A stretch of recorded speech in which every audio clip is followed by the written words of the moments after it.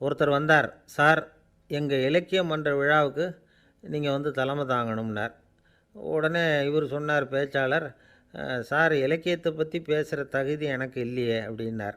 உடனே அவர் கூப்பிட வந்தவர் சொன்னார், அந்த தகுதி உங்களுக்கு இல்லைங்கிறது எங்களுக்கும் தெரியும் சார், அதனால தான் உங்களை தலைமை தாங்க கூப்பிட்றேன் அப்படின்னார். அது சரி, தலைமைன்னா அதுக்கு இவர் என்ன தான் அர்த்தம் பண்ணுறாருன்னு தெரியல. ஒரே ஒரு ஊரில் ஒரு ராஜா இருந்தார். அவர் பேரில் மக்களுக்கு ரொம்ப மரியாதை. அவ்வளவு நல்லா ஆட்சி புரிஞ்சுக்கிட்டு வந்தார். அவருக்கு வயசாகிட்டுது. அதனால் ஒரு நாள் அமைச்சரை கூப்பிட்டார். இதை பாருங்கள், எனக்கு வயசாகிட்டுது, அதனால் இந்த அரச பொறுப்பையெல்லாம் நீங்கள் ஏற்றுக்குங்க அப்படின்னார். அதுக்கப்புறம் ராணியை கூப்பிட்டார். வா, நாம் இனிமேல் இங்கே இருக்க வேணாம், காட்டுக்கு போய் தவம் பண்ணலாம் அப்படின்னு கூப்பிட்டார். இந்த செய்தி மக்களுக்கு அறிவிக்கப்பட்டது. மக்கள் உடனே கூட்டம் கூட்டமாக அரண்மனைக்கு வர ஆரம்பிச்சிட்டாங்க. மன்னரை போய் பார்க்குறாங்க. அரசே, தாங்கள் வந்து எங்களுக்கு தந்தை மாதிரி. நீங்கள் காட்டுக்கு போயிட்டால் நாங்கள்லாம் இங்கே எப்படி இருக்க முடியும்? எங்களுக்கெல்லாம் எந்த துன்பமும் இல்லாமல் பார்த்துக்கிட்டு வர்றீங்க. இது மாதிரியான ஒரு அரசாட்சி இல்லைன்னா மக்கள் வந்து வாழ்ந்து என்ன பயன் அப்படின்னாங்க. இருந்தாலும் என்ன பண்ணுறது, வயசாயிட்ட காரணத்தினால இந்த முடிவுக்கு வர வேண்டியிருக்குது அப்படின்னாராம் ராஜா. அப்படின்னா நீங்கள் காட்டுக்கு போக வேணாம், நாங்கள் போகிறோம். நாங்கள் அங்கே போய் தவம் பண்ணுறோம், வழிபாடு பண்ணுறோம். கடவுள் வருவார், அவர்கிட்ட வரம் வாங்கிட்டு வந்துடுறோம் அப்படின்னாங்களாம். அப்படி சொல்லிவிட்டு உடனே எல்லோரும் காட்டுக்கு போனாங்க. நாட்டு மக்கள் எல்லாரும் ஒட்டு மொத்தமாக வந்து காட்டில் உட்காந்துக்கிட்டு தவம் பண்ணுறதை பார்த்தார் கடவுள். உடனே புறப்பட்டு வந்தார். எல்லோரும் இப்படி வந்து உட்காந்துருக்குறீங்களே, என்ன வேணும் உங்களுக்கு அப்படின்னு கேட்டார். உடனே மக்கள் எல்லாரும் ஒரு குரலில் சொன்னாங்க, சுவாமி, எங்கள் மன்னன் ரொம்ப நாளைக்கு நல்லபடியாக இருக்கணும். அவர் வந்து மகிழ்ச்சியாகவும் உடல் நலத்தோடும் இருந்தால் தான் நாங்கள் அமைதியாக வாழ முடியும் அப்படின்னாங்க. சரி, அதுக்கு என்ன செய்யணும் அப்படின்னார் ஆண்டவன். எங்கள் மன்னருக்கு இன்னும் ஒரு 100 வருஷம் ஆயுளை கொடுங்கோ அப்படின்னாங்க. அவ்வளவு தானே, சரி அப்படியே ஆகட்டும் அப்படின்னு சொல்லிவிட்டு ஆண்டவன் போயிட்டார். மக்கள் மகிழ்ச்சியோடு திரும்பி வந்தாங்க. மன்னா, கடவுள் வரம் கொடுத்துட்டார், நீங்கள் 100 வருஷம் வாழ போகிறீங்க அப்படின்னாங்க. இதை கேட்டதும் ராணி ராஜாவை வணங்கி, நான் தவம் செய்ய போகிறேன் அப்படின்னு புறப்பட்டாங்க. உடனே மக்கள் என்ன நினச்சாங்க தெரியுமா? ஐயோ, நாம் ராஜாவுக்கு மட்டும்தானே நீண்ட ஆயுள் வேணும்னு வரம் வாங்கினோம், ராணிக்கு வாங்கலையே, அதுதான் கோபத்தில் புறப்பட்டாங்க போல இருக்குது அப்படின்னு நினச்சி வருத்தப்பட்டாங்க. ஆனால் ராணி நினச்சது அது இல்லை. ராணி போய் தவம் பண்ணாங்க, கடவுள் காட்சி கொடுத்தார். இவங்க கேட்குறாங்க, சுவாமி, ராஜாவுக்கு மட்டும் 100 வருஷம் ஆயுள்னு வரம் கொடுத்துட்டீங்க, அப்படின்னா குடிமக்களும் 100 வருஷம் இருக்கணும். இப்படிப்பட்ட குடிமக்கள் இல்லைன்னா அப்படிப்பட்ட அரசன் இருந்து என்ன பிரயோஜனம் அப்படின்னாங்களாம். ஆண்டவன் பார்த்தார், சரி, அவங்களும் 100 வருஷம் வாழ்வாங்க, அது மட்டும் இல்லை, நீயும் 100 ஆண்டு காலம் வாழ வரமளிக்கிறேன் அப்படின்னு சொல்லிவிட்டு மறைஞ்சிட்டார். இதில் ஆண்டவன் வர்றதும் மறையிறதும் முக்கியமில்லை. இதில் கவனிக்க வேண்டியது ஆள்கிறவனின் விசாலமானம், குடிமக்களின் விசாலமானம், ஆள்கிறவன் மனைவியினுடைய விசாலமானம். இப்படி ஒரு நாடு இருந்துட்டுதுன்னா எப்படி இருக்கும் வாழ்க்கை நினச்சி பாருங்கள். அதனால தான் பெரியவங்கள்லாம் சொல்கிறாங்க, இதய வாசல் திறந்தே இருக்கணும், இதயத்தின் கதவுகளை மூடாதீங்க அப்படின்னு சொல்லுவாங்க. என்கிட்ட ஒருத்தர் சொன்னார், என்னுடைய இதய வாசல் எப்போவும் திறந்தே தான் இருக்குதுன்னார். எதனால் அப்படி சொல்கிறீங்க அப்படின்னு கேட்டோம். டாக்டரே சொல்லிவிட்டார், என்னுடைய இதயத்தில் ஒரு ஓட்டை இருக்குது அப்படின்னு, வால்வு சரியில்லையா அப்படிங்கிறார். அளவுக்கு மிஞ்சினால் அமிர்தமும் நஞ்சு அப்படின்னு சொல்லுவாங்க. அது உண்மைதான். ஒருத்தருக்கு அளவுக்கு மீறிய புகழ் வந்துட்டுதுன்னு வச்சுங்க, அது கூட ஆபத்தாக போயிடுறது உண்டு. பழங்காலத்துல எல்லாம் கிரேக்க தேசத்தில் ஒரு பழக்கம் உண்டாம்.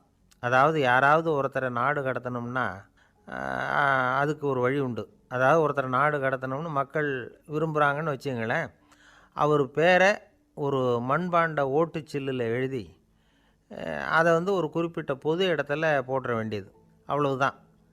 இது மாதிரி பல பேர் போட்டுக்கிட்டே இருப்பாங்க, எல்லாம் அப்படியே குவிஞ்சு போயிடும். அந்த ஓட்டாஞ்சில்லு குவியலில் யாருடைய பேர் அதிகமாக இருக்குதோ அந்த நபரை ஒரு 10 ஆண்டுகள் நாடு கடத்தி விடுவாங்க. இது அந்த ஊர் வழக்கமாக. ஒரு நாள் அந்த குவியலுக்கு பக்கத்தில் ஒரு ஆள் நின்றுக்கிட்டு இருக்கிறான். அவன் கையில் ஒரு ஓட்டாஞ்சில்லு வச்சுருக்கிறான். அதில் யாரோட பேரையோ எழுதணும், எழுதி அந்த இடத்துல போடணுங்கிறது அவன் ஆசை. ஆனால் அவன் படிக்காதவன், அதனால் எழுத தெரியல. யாராவது அந்த வழியாக வர்றாங்களான்னு பார்த்துக்கிட்டே நின்றுக்கிட்டு இருந்தான். ஒரு பெரியவர் வந்துக்கிட்டு இருந்தார். அவர்கிட்ட ஓடினான். கையில் இருந்த மண்பாண்ட சில்லை கொடுத்தான். ஐயா, இதில் ஒரு பேர் எழுதி கொடுங்களேன்னா. அந்த பெரியவர் அதை வாங்கி கையில் வச்சுக்கிட்டு, என்ன பேர் எழுதணும் சொல்லு அப்படின்னா. இவன் சொன்னான், அரிஸ்டைடிஸ் அப்படின்னு எழுதுங்க அப்படின்னா. இதை கேட்டதும் அந்த பெரியவருக்கு அதிர்ச்சி. ஏன்னா அவர் தான் அரிஸ்டைடிஸ், தத்துவ மேதை அரிஸ்டைடிஸ் அவர். இருந்தாலும் நான் தான் அதுங்கிறத காட்டிக்காமல் அந்த ஆளுக்கிட்ட கேட்டார். அது சரிப்பா, அரிஸ்டைடிஸுங்கிற பேரை எழுத சொல்கிற, அவர் உனக்கு என்ன கெடுதல் பண்ணார்? அவர் பேரை இதில் எழுத சொல்கிறியே அப்படின்னு கேட்டிருக்கார். அதுக்கு இவன் சொன்னானா, அவர் எனக்கு எந்த கெடுதலும் பண்ணலை, அவரை நான் பார்த்தது கூட இல்லை அப்படின்ட்டுருக்கான். அப்புறம் எதுக்காக அவரை நாடு கடத்தணும்னு நீ ஆசைப்படுற அப்படின்னு கேட்டிருக்கார். இப்போ அந்த ஆள் சொல்கிறான், அரிஸ்டைடஸை பற்றி எல்லாரும் பேசுகிறாங்க, அவர் ரொம்ப நல்லவர், அவர் ஒரு பெரிய அறிவாளிங்கிறாங்க, அவர் ஒரு பெரிய வள்ளல், பேரறிஞர், இப்படி எல்லாரும் சொல்கிறத கேட்டு கேட்டு எனக்கு ரொம்ப அலுத்து போயிட்டுது, அதனால தான் வெறுப்பாயிட்டேன் அப்படின்னு நானும். இதிலேருந்து என்ன தெரியுது? நாம் நல்லவனாக இருக்கிறதுல ஒன்றும் இடைஞ்சல் இல்லை.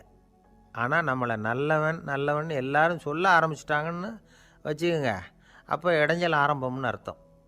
எதுவுமே அளவுக்கு மிஞ்சி போகாமல் பார்த்துக்க வேண்டியது ரொம்ப அவசியம். அளவுக்கு அதிகமாக ஆசைப்படாதவங்களில் ஆப்ரஹாம் லிங்கனும் ஒருத்தரான்.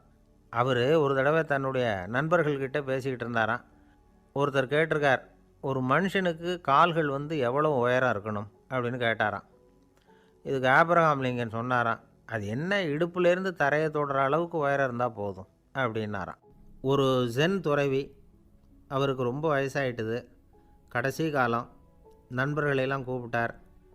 நண்பர்களே, நான் வித்தியாசமான முறையில் சாகணும்னு ஆசைப்பட்றேன், அதுக்கு ஏதாவது யோசனை சொல்லுங்களேன் அப்படின்னு கேட்டாராம். நண்பர்கள் சிரித்தாங்க. என்ன பேச்சு பேசுகிறீங்க, சாவறதுங்கிறது என்ன விளையாட்டுத்தனமான காரியமா அப்படின்னு கேட்டிருக்காங்க. அந்த துறவி கொஞ்ச நேரம் யோசனை பண்ணார். அப்புறம் கேட்டாராம், இது வரைக்கும் யாராவது நடந்துக்கிட்டே இறந்துருக்குறாங்களா அப்படின்னாராம். எல்லாரும் இல்லைன்னாங்களாம். ஒருத்தர் மட்டும் சொல்லியிருக்கார், அப்படியும் ஒருத்தர் இறந்துருக்கிறதாக ஒரு கதையில் படிச்சிருக்கிறேன், ஒரு ஞானியால் தான் அப்படியெல்லாம் செய்ய முடியும் அப்படின்னு அவர் சொன்னாராம். சரி, அப்படின்னா அந்த முறை நமக்கு வேணாம், நின்றுக்கிட்டே யாராவது உயிரை விட்டுருக்காங்களா அப்படின்னு விசாரித்தாராம். அப்படியும் ஒருத்தர் இறந்துருக்கிறார் அப்படின்னாங்களாம். மறுபடியும் அந்த துறவி யோசனை பண்ணியிருக்கிறார், ஏதாவது வித்தியாசமான முறையில் நாம் போகணும் அப்படிங்கிறது அவருடைய விருப்பம். மனிதன் எப்படி வாழ்கிறானோ அப்படி இறப்பது தான் நல்லது. சரி, யாராவது தலைகீழாக யோகம் செய்யும் நிலையில் இறந்துருக்கிறாங்களா அப்படின்னு விசாரித்தாராம். நண்பர்கள் சிரித்தாங்க. தலைகீழாக நின்னபடி இறந்ததாக நாங்கள் கேள்விப்பட்டதே இல்லை, அது முடியாத காரியம் அப்படின்ட்டுருக்காங்க. இப்போ அந்த துறவிக்கு திடீர்னு உற்சாகம் வந்துட்டுது. உடனே எழுந்திரிச்சார், தலைகீழாக நின்னார், அப்படியே உயிரை விட்டுட்டார். அவ்வளோதான். அந்த மடாலயத்தில் ஒரே குழப்பம், எப்படி அவரை கீழே இறக்கி படுக்க வைக்கிறது அப்படின்னு புரியல. இப்படி உயிர் விடுறதை பற்றி அவங்க இது வரைக்கும் கேள்விப்பட்டதும் இல்லை. உண்மையிலேயே இவர் இறந்து தான் போனாராங்கிறதும் தெரியல. சோதித்து பார்த்தாங்க, இதய துடிப்பு, நாடி துடிப்பு எல்லாம் நின்று போயிருந்தது. இவர் எப்பவும் இப்படி தான், என்ன பண்ணுறது இப்போது அப்படின்னு சொல்லி எல்லோரும் குழம்பிக்கிட்டு இருக்கிற சமயத்தில் ஒரு பெரிய ஒரு யோசனை சொன்னார். இந்த துறவியோட மூத்த சகோதரி பக்கத்து மடாலயத்தில் இருக்கிறாங்க, அவங்கள இங்கே அழைச்சிட்டு வந்தால் ஏதாவது வழி கிடைக்கும் அப்படின்னார். அந்த அம்மாவுக்கு 90 வயசு. அழைச்சிட்டு வந்தாங்க. ஒரு குச்சியை ஊன்றிக்கிட்டு அப்படியே மெதுவாக நடந்து வந்தாங்க. தம்பி, தலைகீழாக நின்று உயிர் விட்டு இறக்கிறத பார்த்தாங்க. தம்பின்னு கூப்பிட்டு பார்த்தாங்க, ஒன்றும் காணோம். உடனே என்ன பண்ணாங்க, தன்னுடைய கைத்தடியால் தம்பியோட உடலை ஒரு தட்டு தட்டினாங்க. ஏப்பா, சாகிறப்பவும் உன்னுடைய குறும்புத்தனத்தை விடலையா, இப்படியாடா சாகிறது, ஒழுங்காக செத்து தொலை அப்படின்னாங்களாம். அவ்வளவுதான். உடனே அந்த துறவி திரும்பி நேராக நின்னார். அக்கா, கோவப்படாத, நான் ஒழுங்காக சாகிறேன், எப்படி செத்தா என்ன, எல்லாம் எனக்கு ஒன்று தான் அப்படின்னு சொல்லிவிட்டு அப்படியே தரையில் படுத்து உயிரை விட்டாராம். அதுக்கப்புறம் அந்த அம்மா கோலை கையில் எடுத்துக்கிட்டு அப்படியே திரும்பி கூட பார்க்காம அவங்க பாட்டுக்கு போயிட்டாங்களாம். மரணத்தை ஒரு விளையாட்டாக ஆக்கிய அந்த துறவிக்கு வாழ்க்கையே ஒரு விளையாட்டாக தான் இருந்திருக்குது. எந்த நோக்கமும் இல்லாமல் செயல்படுறதுன்னா என்னங்கிறதும் அவருக்கு தெரிஞ்சிருக்குது. பயனை எதிர்பார்க்காமல் பணி செய்து வாழ்ந்து மறைந்த மகான் அவர். தம்முடைய தொழிலை விளையாட்டு போல் செய்ய தெரிஞ்சவருக்கு வாழ்க்கையே ஒரு விளையாட்டாக மாறிடும். எல்லாமே விளையாட்டாகி விடுகிற போது மரணமும் விளையாட்டாகிவிடும் அப்படிங்கிறது தான் அந்த தத்துவம். ஆனால் அதுக்கு முன்னாடி உங்களுக்குள்ளே இருக்கிற உண்மையான நடிகனை வந்து நீங்கள் அடையாளம் கண்டுபிடிக்கணும். நீங்கள் நடிக்க வேண்டியதே இல்லை, நீங்கள் ஏற்கனவே நடிச்சுக்கிட்டு தான் இருக்கிறீங்க. நீங்கள் இந்த உண்மையை தெரிஞ்சுக்கணும், அவ்வளவுதான். இதுதான் ஞானிகளுடைய கருத்து. நீங்கள் தெருவில் நடந்து போயிட்டுருக்கிறீங்க, எதிரில் வர்றவர் உங்களை பார்த்து எப்படி இருக்கிறீங்கன்னு கேட்குறார். நல்லா இருக்கிறேங்கிறீங்க. உண்மையிலேயே நாம் நல்லா இருக்க மாட்டோம், ஏதாவது உடம்புல கோளாறு இருக்கும். ஆனால் அப்படி சொல்லுவோம், நல்லா இருக்கிறேன் அப்படின்னு. அது நடிப்பு தானே. உங்களை சந்தித்ததில் ரொம்ப மகிழ்ச்சி அப்படின்னு சொல்கிறோம். உடனே கொஞ்சம் நிதானமாக யோசித்து பாருங்கள், உண்மையிலேயே உங்கள் மனசு மகிழ்ச்சி அடைஞ்சுட்டுதா? அது நடிப்பு தானே. வாழ்க்கையை சரியாக புரிஞ்சுக்கிட்டால் எல்லாமே நடிப்புங்கிறது புரியும். கல்யாண பத்திரிக்கை அனுப்பியிருந்தேனே, ஏன்டா வரலன்னு கேட்டான் ஒருத்தன். வந்திருந்தேனே அப்படின்னானா இவன். டேய், ஏன்டா போய் சொல்கிற, நான் பத்திரிக்கையே உனக்கு அனுப்பலையே அப்படின்ட்டுருக்கான் அவன். அதுக்கு இவன் சொன்னானா, பத்திரிக்கை அனுப்புனேன்னு நீ போய் சொல்கிறப்போ கல்யாணத்துக்கு வந்தேன்னு நான் போய் சொல்லக்கூடாதா அப்படின்னானா. ஒரு பெரிய பியானோ கலைஞர் வியன்னாவில் இருந்தார். ரொம்ப புகழ்பெற்ற இசை கலைஞர் அவர். இங்கிலாந்து மகாராணி விக்டோரியா அவருடைய சங்கீதத்தை கேட்கணும்னு ஆசைப்பட்டாங்க. அவரை அரண்மனைக்கு கூப்பிட்டாங்களாம். பியானோ வாசிக்க சொல்லி கேட்டாங்களாம். இவரும் ரொம்ப பிரமாதமாக வாய்ச்சி காட்டியிருக்கார். உடனே பாராட்டி பரிசுகள்லாம் கொடுத்து அனுப்புனாங்களாம். அந்த இசையை கேட்குறதுல அரசிக்கு ரொம்பவும் ஆர்வம் உண்டு. அதனால் அதுக்கப்புறமும் அந்த கலைஞர் அடிக்கடி அரண்மனைக்கு வர வேண்டிய அவசியம் ஏற்பட்டது. ஏன்னா அரசி கூப்பிட ஆரம்பித்தாங்க. இவர் போகணும், அங்கே இசை நிகழ்ச்சி நடத்தணும். இவர் அங்கே பாடி வாசிக்கிறது உண்டு. ஒரு தடவை வந்து மகாராணி அவரை பார்த்து, உங்கள் நாட்டு தேசிய கீதம் பாடுங்களேன் அப்படின்னு கேட்டாங்களாம். உடனே அவர் தன்னுடைய நாடான ஆஸ்திரியாவின் தேசிய கீதத்தை பாடியிருக்கிறார். அவர் பாட ஆரம்பித்த உடனே மகாராணி எழுந்திரிச்சு நின்னாங்களாம். அதுக்கு மரியாதை செலுத்துகிற நோக்கத்தோடு பாட்டு முடிகிற வரைக்கும் அப்படியே நின்றுக்கிட்டு இருந்தாங்களாம். இதுதான் அந்த அரசியினுடைய பெருந்தன்மை. அதாவது நாட்டுப்பற்றுங்கிறது அந்த அளவுக்கு அப்படி இருக்கணும். இப்படி ஒரு அரசியே நம்ம நாட்டு தேசிய கீதத்துக்கு எழுந்திரிச்சு நின்று மரியாதை செலுத்துகிறாங்க அப்படிங்கிறத புரிஞ்சிக்கும் பொழுது அந்த முதிய கலைஞரின் மகிழ்ச்சிக்கு அளவே இல்லையாம். அதுக்கப்புறம் அந்த பியானோ கலைஞர் ஒரு நாள் தன்னுடைய நண்பர் ஒருத்தர்கிட்ட பேசிக்கிட்டு இருந்தாராம். அப்போ சொன்னாராம், மகாராணியார் வந்து எனக்கு எவ்வளவோ பரிசுகள்லாம் கொடுத்துருக்குறாங்க. ஒரு தடவை எனக்கு வைரக்கல் பதித்த அணி ஒன்றை கூட பரிசாக கொடுத்தாங்க. ஆனால் அதை விட உயர்ந்த விலை மதிக்க முடியாத அணி என்ன தெரியுமா? நான் என்னுடைய நாட்டு தேசிய கீதத்தை நான் பாடுறப்போ அவங்க எழுந்திரிச்சு நின்று மரியாதை செலுத்தினாங்களே, அதுதான் எனக்கு கிடைச்ச மிகப்பெரிய பரிசு அப்படின்னாராம். எனக்கு தெரிஞ்ச சங்கீத வித்வான் ஒருத்தர் இருக்கார். சமீபத்தில் ஒரு நாள் அவரை பார்த்தேன். எப்படி போயிட்டுருக்கு உங்கள் தொழில் அப்படின்னு கேட்டேன். ரொம்பவும் வித்தியாசமாக போயிட்டுருக்குங்க அப்படின்னார். என்ன சொல்கிறீங்க அப்படின்னேன். முன்னாடியெல்லாம் நான் பாடினா எதிரில் இருக்கிறவங்க தான் எழுந்திரிச்சு போயிட்டு இருந்தாங்க. இப்போ எப்படின்னா நான் பாட ஆரம்பிச்சுட்டா உடனே பக்கவாத்தியக்காரனே எழுந்திரிச்சு போயிடுறான் அப்படின்னார் ரொம்ப வேதனையோட. இந்த உலகத்தில் நாம் நல்லபடியாக இருக்கணும்னா அதுக்கு முக்கியமாக தேவைப்படுறது ரெண்டு. ஒன்று செல்வம், இன்னொன்று அறிவு. சரி, இது ரெண்டில் சிறந்தது எது அப்படின்னு ஒரு கேள்வி கேட்டால் என்ன பதில் சொல்கிறது? இதே கேள்வியை ஹஸ்ரத் அலி அவர்கள்கிட்ட கேட்டாங்களாம். அவர் ஒரு பெரிய அறிஞர். கேள்வி கேட்டவங்களும் சாதாரண ஆட்கள் இல்லை, இவங்களும் அறிஞர்கள். ஒரு நாள் ஹஸ்ரத் அலி அவர்கள்கிட்ட 10 அறிஞர்கள் வந்தாங்களாம். ஐயா, நாங்கள் 10 பேரும் உங்ககிட்ட ஒரே கேள்வியை தான் கேட்க வந்திருக்கிறோம். ஆனால் எங்கள் 10 பேருக்கும் நீங்கள் தனித்தனியாக பதில் சொல்ல முடியுமா அப்படின்னு கேட்டிருக்காங்க. அதாவது அவங்க ஒரே கேள்விக்கு இவர்கிட்ட இருந்து 10 விதமான பதில் எதிர்பார்க்குறாங்க. சரி கேளுங்க, என்ன கேள்வி அப்படின்னார் அவர். அப்போ தான் அவங்க கேட்டாங்களாம், செல்வம் அறிவு இது ரெண்டில் சிறந்தது எது? இதுதான் கேள்வி. ஹஸ்ரத் அலி என்ன பண்ணார் தெரியுமா? அவங்கள ஒவ்வொருத்தராக கூப்பிட்டார். ஒவ்வொரு விதமான பதிலை சொல்லி அனுப்புனார். முதல்ல ஒருத்தரை கூப்பிட்டார், சொன்னார், அறிவுங்கிறது தீர்க்கதரிசிகள், ஞானிகள், மகான்கள் இவங்களோட பரம்பரை சொத்து. ஆனால் செல்வங்கிறது கொடுங்கோலரின் ஆயுதம். அதனால் அறிவு தான் சிறந்தது அப்படின்னார். ரெண்டாவது ஆளை கூப்பிட்டார். உங்ககிட்ட செல்வம் இருந்தால் நீங்கள் தான் அதை காப்பாற்றணும். ஆனால் அறிவு வந்து உங்களை எப்பவும் காப்பாற்றும். ஆகவே அறிவு தான் சிறந்தது அப்படின்னார். மூணாவது ஆளை கூப்பிட்டார். செல்வந்தனுக்கு எப்போதும் விரோதிகள் அதிகம், ஆனால் அறிஞனுக்கு நண்பர்கள் அதிகம். அதனால் அறிவு தான் சிறந்ததுன்னார். அடுத்தவரை கூப்பிட்டார். செல்வம் அடுத்தவங்களுக்கு கொடுக்க கொடுக்க குறையும், ஆனால் கல்விங்கிறது அதிகரிச்சுக்கிட்டே வரும், கொடுக்கறதுனால குறையாது. அதனால் அறிவு தான் சிறந்ததுன்னார். இன்னொருத்தரை கூப்பிட்டார். அறிவுள்ளவன் எப்பவும் அதை அடுத்தவங்களுக்கு வாரி வழங்கிக்கிட்டே இருப்பான். அதனால் அவங்ககிட்ட தாராளத்தன்மை இருக்கும். ஆனால் செல்வந்தன்கிட்ட கஞ்சத்தனம் தான் இருக்கும். அதனால் அறிவு தான் சிறந்ததுன்னார். 6வது நபரை கூப்பிட்டார். செல்வத்தை கள்வர்கள் திருடிட்டு போக முடியும், ஆனால் அறிவை அப்படி திருடிட்டு போக முடியாது அப்படின்னார்.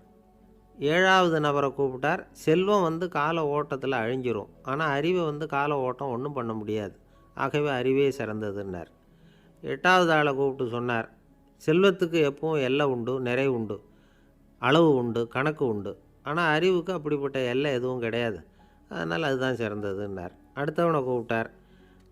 செல்வம் உள்ளத்தில் உள்ள ஒளியை போக்கிவிடும், இருட்டை உண்டாக்கிவிடும், விரிந்த மனப்பான்மையை குறுகலாக்கிவிடும். ஆனால் அறிவு அப்படி இல்லை, இருண்ட உள்ளத்தில் ஒளியை பாய்ச்சி அதை விசாலப்படுத்துது, அதுதான் சிறந்ததுன்னார்.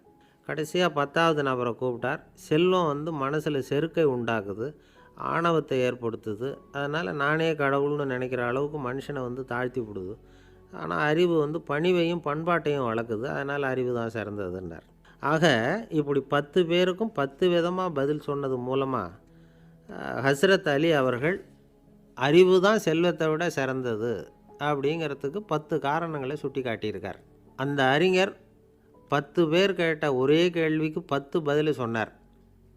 நமக்கு வேண்டிய ஒருத்தர் 10 பேர் கேட்ட கேள்விக்கு ஒரே பதில் சொல்லி சமாளித்தார். கேள்வி என்ன தெரியுமா? என்கிட்ட வாங்கின கடனை எப்போயா திருப்பி கொடுக்க போகிற? இதுதான் அந்த 10 பேரும் கேட்ட ஒரே கேள்வி.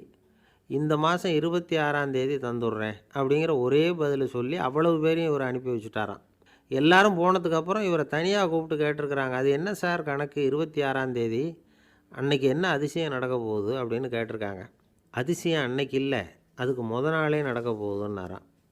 விவரமாக சொல்லுங்கன்னு இருக்காங்க. வேறு ஒன்றும் இல்லைங்க, 26ஆம் தேதி தானே எல்லாரையும் வர சொல்லியிருக்கிறேன், அதுக்கு நாளே நான் புறப்பட்டு தலைமறைவாயிட போகிறேன் அப்படின்னாராம் ரொம்ப பெருமையாக. துருக்மேனியாவில் அஷ்காபாத் அப்படின்னு ஒரு நகரத்தில் ஒரு புவியியல் விஞ்ஞானி இருந்தார்.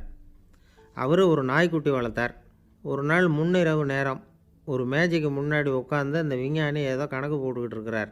அவருக்கு ஒரு சின்ன பெண் குழந்தை, அது தொட்டிலில் தூங்கிட்டு இருக்குது. அந்த நாய்க்குட்டியும் ஒரு மூலையில் படுத்து அது பாட்டுக்கு தூங்கிட்டு இருந்தது. ஒரே அமைதி. அந்த நேரத்தில் திடீர்னு அந்த நாய்க்குட்டி துள்ளி எழுந்திரிச்சிது. நேராக குழந்தைகிட்ட ஓடிச்சு. அந்த குழந்தைய அது போட்டிருந்த ட்ரெஸ்ஸோடு சேர்த்து கவ்வி தூக்குச்சு. தூக்கிக்கிட்டு வாசல் பக்கம் ஓடிச்சு. நாய்க்குட்டி குழந்தைய கவ்வி தூக்க முடியுமாங்கிற சந்தேகம் உங்களுக்கு இல்லையா? நீங்கள் நம்ம ஊர் நாய்க்குட்டியவே பார்த்து பழக்கப்பட்டிருக்கீங்க, அதனால் நம்புறதுக்கு சிரமமாக இருக்கும். அந்த ஊர்லெலாம் அது ரொம்ப ஸ்ட்ராங்காக இருக்கும், ஒரு ஏதோ கண்ணுக்குட்டி மாதிரி இருக்கும். விஞ்ஞானி அதை பார்த்துட்டார். உடனே அந்த நாய்க்கு வெறி பிடிச்சிட்டுதுன்னு முடிவு பண்ணிவிட்டு தன்னோட கை துப்பாக்கியை எடுத்துக்கிட்டு ஓடி வந்தார். அவர் வெளியில் நாய்க்குட்டி எங்கே அப்படின்னு பார்த்து தேடுறார். அந்த நேரத்தில் அந்த வீடு இடிஞ்சு விழுது. காரணம் பூமி அதிர்ச்சி. இப்படி பூமி அதிர்ச்சி உண்டாக போகுதுங்கிறது அந்த நாய்க்குட்டிக்கு முன்னாடியே தெரிஞ்சு போச்சு. அதுதான் குழந்தைய தூக்கிட்டு வெளியில் ஓடி வந்திருக்குது. அது மூலமாக அந்த குடும்பத்தையே காப்பாற்றிருக்குது அந்த நாய்க்குட்டி. இந்த சம்பவம் நடக்கிறதுக்கு 3 நாளைக்கு முன்னாடியே சில பிராணிகளுக்கு இப்படி நடக்க போகுதுங்கிறது தெரிஞ்சிருக்குதான். ஆமாம், அந்த நகரத்தில் 3 நாளைக்கு முன்னாடியே பாம்பு, பல்லி இதெல்லாம் அது தங்கியிருந்த வலையை விட்டு வெளியில் ஓடி வந்துட்டுது. அதே மாதிரி அங்கே இருந்த புறாவெல்லாம் பறந்து போயிடுச்சான். இதே மாதிரி யுகோஸ்லோவியாவில் கூட ஒரு நகரம், அங்கே ஒரு நாள் ராத்திரி ஒரு மிருக காட்சி சாலையில் திடீர்னு ஒரு பெரிய கலவரம், கூச்சல், குழப்பம். அங்கே இருந்த கழுதை, புலி, யானை, பறவை எல்லாம் கண்ணாபின்னான்னு கத்த ஆரம்பிச்சுட்டுது. நேர் யானை அதுக்குன்னு போடப்பட்டிருந்த தடுப்பையே தாண்டி குதித்து வெளியில் வந்துட்டு தான். மறுநாள் தான் எல்லாருக்கும் விஷயம் புரிஞ்சுது. அடுத்த நாள் காலையில் அங்கே பூமி அதிர்ச்சி உண்டாயிட்டுது. இப்போ பாருங்கள், அதாவது மனுஷனை போய் தீர்க்கதரிசி அது இதுன்னு சொல்லிகிட்டு இருக்கிறோம், இவனை விட அது பரவாயில்லைன்னு தோணுது. அதாவது மிருகங்கள் ஒன்று நடக்க போகுதுங்கிறத முன்னாடியே புரிஞ்சுக்குதே. சரி, இதெல்லாம் எப்படி அது முன்கூட்டி புரிஞ்சுக்குது? அதுதான் படைப்பு ரகசியம். அதை கண்டுபிடிக்கிறதுக்கு தான் மனுஷன் ஆராய்ச்சி பண்ணிகிட்டு இருக்கிறான். விஞ்ஞானிகளோட ஆராய்ச்சியெல்லாம் ஒரு பக்கம் இருக்கட்டும், வீட்டுக்குள்ளேயே சில ஆராய்ச்சி பண்ணி பாருங்களேன். இப்போ சில யோசனை சொல்லி அதை சோதனை பண்ணி பாருங்க அப்படின்னு ஒருத்தர் சொன்னாராம். அதாவது இப்போ மழை வருமா வராதா அப்படின்னு தெரிஞ்சுக்கணுமா, உடனே ஒரு பூனைக்குட்டி பின்னாடியே மெதுவாக போய் அது என்ன செய்யுதுன்னு கவனித்து பார்க்கணும். பூனைக்குட்டி தன்னோட பாதத்தினால சுகத்தில் அப்படி கீறிக்கிட்டு இருக்கும். அப்படி கீறினா கண்டிப்பாக மழை வரும். சில சமயம் பூனைக்குட்டி அப்படி மல்லாந்து படுத்துக்கிட்டு பாதத்தை உயர தூக்கும், அப்படியும் எப்படியும் புரளும். இப்படி செஞ்சதுன்னா அன்னைக்கும் மழை இருக்காது. அதனால் முன்னாடி இருந்தது மழை வர்றதுக்கு அறிகுறி, இது மழை இல்லைங்கிறதுக்கு அறிகுறி. பறவைகள், பிராணிகள் இதுகளோட நடவடிக்கைகளை பார்த்துட்டு அதையெல்லாம் அடிப்படையாக வச்சு தான் காலநிலையை கண்டுபிடிக்கிற கருவிகளை கண்டுபிடிச்சிருக்கிறாங்க. வாத்து இருக்குல்ல, சில சமயம் தன்னோட அலகை தன்னோட இறகுகளில் அப்படியே புதைச்சிக்கும். அப்படி செஞ்சால் குளிர்காலம் வரப்போகுதுன்னு அர்த்தம். பருவநிலை குளிராக மாறப்போகுதுங்கிறதுக்கு இதுதான் அறிகுறி. சிட்டுக்குருவி இருக்குதுல்ல, அதெல்லாம் புழுதியில் உழுந்து புரளும், சிறகுகளை படபடன்னு அடிச்சுக்கும். அப்படி செஞ்சால் மழை வரப்போகுதுன்னு அர்த்தம். ஒன்று மட்டும் நாம் நல்லா தெரிஞ்சுக்கணும், இயற்கையின் சீற்றம்னு சொல்கிறோம் இல்லையா, இயற்கை ஏன் நம்ம மேலே கோவப்படுது? இயற்கையை நாம் அனுசரித்து போகிறதில்ல, அதனால் கோவப்படுது.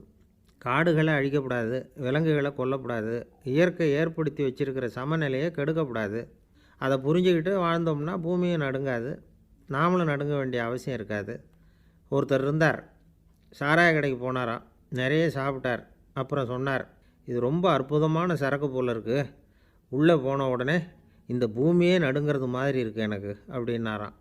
இதுக்கு கடைக்காரர் சொல்லியிருக்கார், நீங்கள் சாப்பிட்டது வெறும் பச்சை தண்ணி தாங்க, இப்போ ஏற்பட்டிருக்கிறது நிஜம் பூமி அதிர்ச்சி அப்படின்னாராம். ஒரு ஊரில் ஒரு ராஜா இருந்தார். அந்த ராஜாவுக்கு ஒரு மந்திரி. ராஜா ரொம்ப நியாயமானவர், நேர்மையானவர், கண்டிப்பானவர். தப்பு செய்கிறது யாராக இருந்தாலும் தண்டனை கொடுப்பார். வேண்டியவங்களுக்கு ஒரு நியாயம், வேண்டாதவங்களுக்கு ஒரு நியாயங்கிறதெல்லாம் அவர்கிட்ட கிடையாது. ஒரு சமயம் அரசவையில் அந்த அமைச்சரே விதிமுறைகளுக்கு புறம்பாக ஏதோ நடந்துக்கிட்டு இருக்கார். மன்னருக்கு கோபம் வந்துட்டுது. உடனே அந்த அமைச்சரை கிட்டத்தில் கூப்பிட்டு அவர் கன்னத்தில் ஓங்கி ஒரு அறை கொடுத்துட்டாராம். உடனே அந்த அமைச்சர் என்ன பண்ணார் தெரியுமா, நேராக போனார், அங்கே நின்றுக்கிட்டு இருந்த இன்னொருத்தர் கன்னத்தில் ஓங்கி அரைஞ்சார். அறை வாங்கினவர் திகைச்சு போயிட்டார். இவர் ஏன் நம்மளை அரைகிறார் அப்படின்னு யோசனை பண்ணார். மன்னரும் திகைச்சு போயிட்டார். நாம் இவர் அரைஞ்சா அதுக்காக இவர் போய் இன்னொருத்தரை அரையணுமா அப்படின்னு யோசனை பண்ணார். இவருக்கு என்ன பைத்தியமானு கூட நினைக்க ஆரம்பிச்சிட்டார். ஆனால் என்ன ஆச்சுன்னா, அப்புறம் அமைச்சர் அவர் கவனிச்சிக்கிட்டு இருந்தாரா, அவர் இன்னொருத்தர் அரைஞ்சார் இல்லையா, அந்த அறை வாங்கின ஆசாமியை பார்த்து கத்திக்கிட்டு இருந்தார். யார்? அமைச்சர். ஏன்பா என்கிட்ட அறையை வாங்கிக்கிட்டு இப்படி விவரம் இல்லாமல் நின்றுக்கிட்டு இருக்கிறியே, நான் உனக்கு கொடுத்ததை நீ வேறு யாருக்கிட்டையாவது கொடுத்துரு அப்படின்னார். உடனே அந்த ஆள் பார்த்தான், தனக்கு அடுத்தபடியாக நின்றுக்கிட்டு இருந்தவனை ஓங்கி ஒரு அறை அரைஞ்சான். அவன் கன்னத்தை தடவிட்டே யோசனை பண்ணான். இது ஏதோ புரிஞ்சுக்கிட்ட மாதிரி அடுத்தாப்பில் நின்றுக்கிட்டு இருந்தவனை அரைஞ்சான். இப்படி இந்த அறை மாறி மாறி போய்கிட்டே இருக்குது. ஊர் பூரா பிரயாணம் பண்ண ஆரம்பிச்சுட்டுது. அன்றைக்கி ராத்திரி அந்த ராஜா படுக்கிறதுக்காக போனார். அந்த நேரம் பார்த்து அவர் கன்னத்தில் பலார்னு ஒரு அறை விழுந்தது. நம்மளே அரையிறது யார் அப்படின்னு அதிர்ச்சியோட மன்னர் திரும்பி பார்க்குறாரு. அரைஞ்சது அவரோட மனைவி. என்னாச்சு உனக்குன்னு கத்துனார் ராஜா. உங்களுக்கு தெரியாதா, ஊர் பூரா ஒருத்தர் மாற்றி ஒருத்தர் மூலமாக இந்த அறை பிரயாணம் பண்ணிக்கிட்டு வருது அப்படின்னாங்க அந்த அம்மா. அப்படின்னா ஆரம்பித்த இடத்துக்கே வந்துட்டுதா அப்படின்னாராம் மன்னர். என்ன சொல்கிறீங்கன்னு கேட்டிருக்காங்க. இவர் விவரத்தை சொன்னாராம். அப்படின்னா நீங்கள் ஆரம்பித்து வச்ச இந்த விளையாட்டை நான் முடிச்சு வச்சுட்டேன் அப்படின்னாங்களாம் அந்த அம்மா. மறுநாள் காலை மறுபடியும் அரசவை கூடிச்சு. அந்த அமைச்சர் மன்னரை பார்த்து கேட்டார், என்ன மகாராஜா, என்கிட்ட கொடுத்ததை திருப்பி வாங்கிட்டீங்களா அப்படின்னாராம். இப்படி நடக்கும்னு நான் எதிர்பார்க்கவே இல்லைன்னார் மன்னர். ஆனால் நான் எதிர்பார்த்தேன், அது எங்கே போயிட போகுது, ஊர் பூரா சுற்றி கடைசியில் உங்ககிட்ட தான் சேரும் அப்படிங்கிறது எனக்கு தெரியும் அப்படின்னாராம் அமைச்சர். இந்த கதை வேடிக்கையாக இருந்தால் கூட இதில் உள்ள கருத்து முக்கியமானது. இந்த உலகத்தில் பல கருத்துக்கள் இப்படி தான் மாறி மாறி சுற்றி வந்துக்கிட்டே இருக்குது. நம்மால் ஒருத்தன் தன்னுடைய நண்பன் ஒருத்தனை கடத்தெருவில் பார்த்தான். உடனே ஓடி போய் பலார்னு ஒரு அறை கொடுத்தானான். அவன் கன்னத்தை தடவிட்டு ஏன்டா என்ன அரைஞ்சேன்னு கேட்டிருக்கான். நீ ஏன்டா என்னை முட்டாள்னு என் மனைவிட்ட போய் சொன்னேன் அப்படின்ட்டுருக்கான் அவன். உன்னை ஒரு முட்டாள்னு சொன்னதுக்காகவா நீ என்ன அரைஞ்ச அப்படின்னு கேட்டிருக்கான் இவன். டேய், நான் அதுக்காக அறையலப்பா, அது ஒரு பெரிய ரகசியம், நான் முட்டாளுங்கிறது. அந்த ரகசியத்தை நீ ஏன் எங்கள் வீட்டில் போய் சொன்னேன், அதுக்காக தான் அரைஞ்சேன் அப்படின்னு நான் அவன். பக்தின்னு சொல்கிறோம் இல்லையா, அது 3 வகைப்படும் அப்படிங்கிறார் ஒரு பெரியவர். அது என்ன 3 வகைன்னா, தெய்வ பக்தி, அடியார்கள் பக்தி, குரு பக்தி.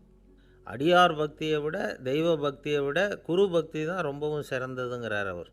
தெய்வத்துக்கிட்ட செஞ்ச பாவம் குருநாதர்கிட்ட தீர்ந்துருமா, குருநாதர்கிட்ட செஞ்ச பாவம் தெய்வத்துக்கிட்ட போனாலும் தீராதான். இப்படி பெரியவங்கள்லாம் சொல்லி வச்சுருக்கிறாங்க. ஒரு காடு, அங்கே அயோத தௌமியர் அப்படின்னு ஒரு தபோதனர். அவர் பல மாணவர்களை ஒன்றா சேர்த்து ஒரு குருகுலம் நடத்திக்கிட்டு இருக்கிறார். பல தரப்பட்டவங்க, பல திறப்பட்டவங்க மாணவர்கள் அதில் சேர்ந்து படிச்சுக்கிட்டு இருக்கிறாங்க. பாஞ்சால ராஜகுமாரன் ஒருத்தனும் அந்த குருகுலத்தில் சேர்ந்து படிச்சுக்கிட்டு இருக்கிறான். அவன் பேர் ஆருணி. பெரிய இடத்து புள்ள, இருந்தாலும் படுப்பில் ரொம்ப கெட்டிக்காரனாக இருந்தான். அவன்தான் அங்கே முதல் மாணவன். ஒரு நாள் குருநாதர் அந்த அரசகுமாரனை கூப்பிட்டார். நம்ம குருகுலத்துக்கு சொந்தமான வயலில் தண்ணீர் பெருகி வெள்ளம் வந்து பயிரை வந்து அழிக்குதான். அதனால் நீ போய் மடையை அடைச்சிட்டு வந்துரு அப்படின்னார். அந்த அரசகுமாரன் உடனே புறப்பட்டான். குருநாதர் சொல்லிட்டார்ல, உடனே புறப்பட்டான். நான் பெரிய இடத்து பிள்ளையாச்சே, ராஜகுமாரனாச்சே, ரொம்ப செல்வாக்கூட வளர்ந்தவனாச்சே, நான் போய் வயலில் இறங்கி வேலை செய்கிறதா அப்படின்னுலாம் அவன் நினைக்கல. குருநாதர் கட்டளையை நிறைவேற்ற வேண்டியது நம்ம கடமை அப்படின்னு நினச்சான். உடனே ஒரு மண்வெட்டியை தூக்கி தோளில் வச்சுக்கிட்டு புறப்பட்டு போயிட்டான். வயலுக்கு போனான். பார்த்தான், தண்ணி கரையை உடச்சிக்கிட்டு வயலுக்குள்ளே ஏகமாக பாஞ்சிக்கிட்டு இருக்குது. இவன் மண்வெட்டியால் களிமண்ணை புல்லோடு சேர்த்து புல் பற்ற மாதிரி வெட்டி வெட்டி போட்டான். இருந்தாலும் மடையை அடைக்க முடியல. தண்ணி அதை மீறி வந்துக்கிட்டே இருக்குது. தண்ணி வந்து வேகமாக வயலுக்குள்ளே போய்கிட்டே இருக்குது. போடுற பத்தையெல்லாம் கரைஞ்சி கரைஞ்சி போயிட்டுருக்கு. இருந்தாலும் இவன் தன்னுடைய முயற்சியை கைவிடலை. வெட்டி வெட்டி போட்டுக்கிட்டே இருக்கிறான். காலையில் அங்கே போனவன் சாயந்தரம் வரைக்கும் இப்படி செஞ்சுக்கிட்டு இருக்கிறான். உடம்பும் மனசும் ரொம்பவும் சோர்ந்து போச்சு. இருந்தாலும் குருநாதர் இட்ட கட்டளையை நிறைவேற்றாமல் இருக்கிறோமேங்கிற ஒரு குறை அவனுக்கு இருக்குது. குரு கட்டளையை நிறைவேற்றாத நான் வந்து இன்னமும் இருக்கணுமா அப்படின்னு யோசனை பண்ண ஆரம்பிச்சிட்டான். என்ன செய்யலாம்னு பார்த்தான். நம்ம குருநாதர் இட்ட பணிக்காக இந்த உடம்பையே தியாகம் பண்ணலாம் அப்படின்னு முடிவு பண்ணான். தண்ணி பாயுதில் அதுக்கு குறுக்க விழுந்து அப்படியே மடையை அடைச்சிக்கிட்டு அப்படியே படுத்துட்டான். இது மற்றவங்களுக்கு தெரியாது. அன்னைக்கு ராத்திரி ஒரு விளக்கு முன்னாடி உட்காந்து குருநாதர் பிள்ளைங்களுக்கு பாடம் சொல்லி கொடுத்துக்கிட்டு இருக்கிறார். முதல் வரிசையில் இருக்கக்கூடிய ராஜகுமாரனை காணலை. நம்ம ஆருணி எங்கே போனா அப்படின்னு சொல்லி மற்ற மாணவர்களை விசாரித்தார். இப்போ அவங்க சொன்னாங்க, சுவாமி அவன் காலையில் வயலுக்கு வந்து மடையை அடைக்கிறதுக்காக போனான், நீங்கள் தான் போக சொன்னீங்க, இன்னும் திரும்பி வரல அப்படின்னு அவர் பையன். குருநாதர் உடனே ஒரு தீவெட்டி எடுத்துக்கிட்டு மாணவர்களை அழைச்சிக்கிட்டு வயலுக்கு போனார். அங்கே போய் பார்த்தா ஆளை காணும். ஆருணி ஆருணின்னு சொல்லி சத்தம் போட்டு கூப்பிட்டு பார்க்குறார். நான் இங்கே இருக்கேன் குருநாதா அப்படின்னு காலுக்கு அடியிலேருந்து ஒரு சத்தம் வருது. குனிஞ்சு பார்த்தா அவன் மடையில் படுத்துருக்குறான். என்னப்பா இதுன்னார். காலையிலேருந்து இந்த மடையை அடைச்சி பார்த்தேன் சுவாமி, முடியல, அதனால் இப்படி குறுக்க படுத்துட்டேன். என்னை தாண்டறதுக்கு பயந்து போய் தண்ணியை தேங்கி நின்றுட்டுது அப்படின்னா. அவனுடைய குரு பக்தியையும் அவனை தாண்டறதுக்கு அஞ்சு நிற்கிற தண்ணி தேக்கத்தையும் பார்த்துட்டு எல்லாரும் ரொம்ப ஆச்சரியப்பட்டு போயிட்டாங்களாம். ஆருணி எழுந்திரிச்சு வா அப்படின்னு கூப்பிட்டாரான் குருநாதர். அவன் தண்ணீரை பொழந்துக்கிட்டு எழுந்திரிச்சு வந்தானான். அதனால் அவனுக்கு வந்து உத்தாலகன் அப்படின்னு ஒரு பேர். உத்தாலகன்னா தண்ணீரை பிளந்தவன் அர்த்தம். அந்த உத்தாலகன் மாதிரி இந்த காலத்து மாணவர்களுக்கும் குரு பக்தி வேணும் அப்படின்னு சொன்னோம் ஒரு பள்ளிக்கூடத்தில். உடனே நிறைய மாணவர்கள் எழுந்திரிச்சு நின்னாங்க. சார், நீங்கள் எங்களை வந்து இன்னமும் சரியாக புரிஞ்சுக்கலன்னு நினைக்கிறோம். அன்னைக்காவது ஒருத்தன் அப்படி இருந்தான், இன்றைக்கி ஏகப்பட்ட உத்தாலகர்கள் இருக்கிறோம். எங்கள் வாத்தியார் கட்டளை இட்டால் இப்போவே அது மாதிரி வயலுக்கு போய் மடையில் குறுக்கப்படுத்துக்கிறதுக்கு இந்த வகுப்பில் உள்ள அத்தனை பேரும் தயாராக இருக்கிறோம் அப்படின்னாங்க. அப்படியா அப்படின்னு சொல்லி கேட்டோம் ரொம்ப சந்தோஷமாக. ஒருத்தன் ரொம்ப அடக்கமாக எழுந்திரிச்சான்.